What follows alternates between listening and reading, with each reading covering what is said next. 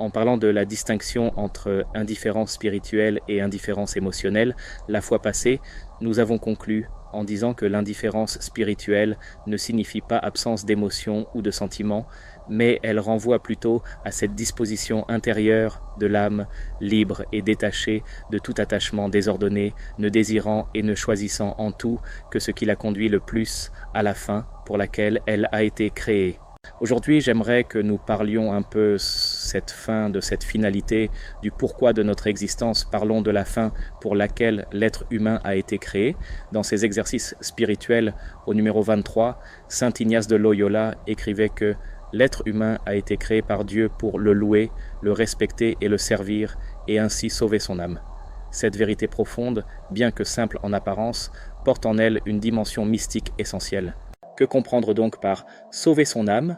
La sauver de quoi? Je répondrai très vite, sauver de la perdition éternelle, que je comprends aussi comme oubli éternel, oubli de l'âme qui ne se rappelle plus d'où elle vient, de qui elle émane, sauver de l'ignorance éternelle par opposition à la connaissance spirituelle qui permet à l'âme de cheminer dans la vérité qui est vie éternelle, ainsi que le rappelait Jésus-Christ à ses disciples dans l'évangile de Jean, chapitre 17, verset 3. La vie éternelle, c'est qu'ils te connaissent, toi, le seul vrai Dieu, et celui que tu as envoyé, Jésus-Christ. Lui Jésus qui dira ailleurs dans Jean 14, verset 6, « Je suis le chemin, la vérité et la vie. Nul ne vient au Père que par moi. » Plus qu'un personnage messianique ou christique, c'est-à-dire un oint de Dieu, au travers de sa doctrine qui se résume dans l'amour de Dieu et du prochain, Jésus de Nazareth se présente à l'âme comme le chemin à suivre, la voie qui ramène l'âme à la connaissance profonde de la vérité éternelle sur son origine et sa vie éternelle en Dieu, qu'il appelle le Père éternel, lui, la source de tout ce qui existe, de tout ce qui vibre à différentes fréquences, aussi bien dans la matière visible que dans les plans invisibles.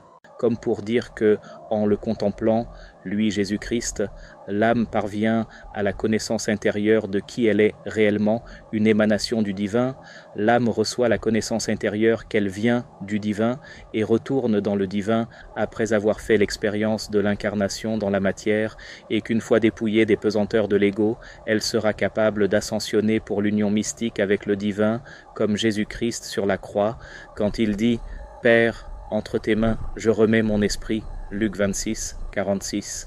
Ainsi donc ton âme, étincelle divine, est appelée à revenir à son origine, comme une goutte d'eau à sa source, à la parfaite union mystique avec Dieu. En contemplant la création avec gratitude et discernement, tu éveilleras donc en toi la conscience supérieure qui te libère des illusions du monde matériel. La finalité ultime de ton existence, de mon existence, de notre existence, est donc cette communion intime et éternelle avec le divin, où l'amour pur règne en maître absolu, et où l'âme, libérée de tout attachement terrestre, retrouve son unité originelle en Dieu. « J'avais dit, dit l'Éternel, vous êtes des dieux, vous êtes tous des fils du Très-Haut. » Psaume 82, 6, et Jésus le rappela aux gens de son époque dans Jean 10, 34, « N'est-il pas écrit dans votre loi, j'ai dit, vous êtes des dieux ?» Et ailleurs, il dira à Philippe qui lui demandait de leur montrer le Père dans Jean 14, 10, « Ne crois-tu que je suis dans le Père et que le Père est en moi ? Alors, dis-le aussi et répète-le souvent à toi-même, « Je suis en Dieu le Père et Dieu le Père est en moi. » Oui, tu es divin, tu es divine, comme Jésus de Nazareth, ton âme est une étincelle de la divinité éternelle qui est amour pur, ne l'oublie jamais, c'est cette connaissance spirituelle profonde qui sauve l'âme de la perdition qui est oubli et ignorance, en te rappelant la fin pour laquelle tu as été créé.